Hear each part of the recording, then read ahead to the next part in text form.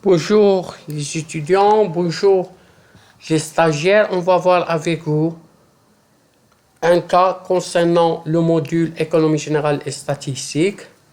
Ce TP concerne les agents économiques. La multiplicité des agents économiques, ça veut dire qu'il y en a beaucoup des agents économiques, comme vous le savez. Dans une économie développée, la plupart des agents ne produisent pas eux-mêmes les biens ou services nécessaires à la satisfaction de leurs besoins. Ils ont tendance à se spécialiser dans les productions pour lesquelles ils sont plus efficaces. Grâce aux revenus acquis dans leur activité productive, certains agents louent leur force de travail, d'autres apportent leur fortune, certains jouent le rôle d'entrepreneurs. Il existe aussi une division du travail assez marquée entre certains secteurs d'activité. Il en va ainsi en particulier entre les services financiers et les autres productions. De même, certains services sont fournis gratuitement et d'autres sont vendus. Ainsi, dans le monde réel, la plupart des individus appartiennent à des groupes relativement distincts quant à la nature de leur activité.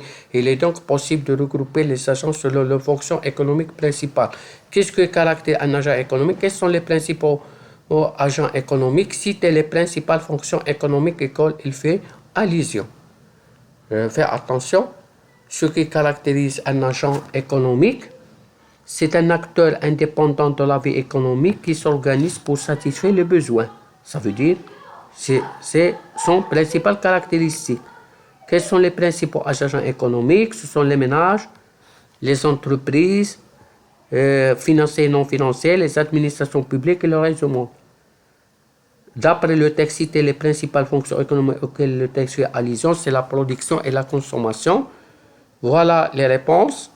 La caractéristique d'un acteur indépendant de la vie économique, c'est pour satisfaire les besoins. Les ménages, les entreprises, ici financières et non financières, les administrations publiques et le reste du monde. Troisième question, c'est la production et la consommation. Dans une autre vidéo, on va voir les agents économiques.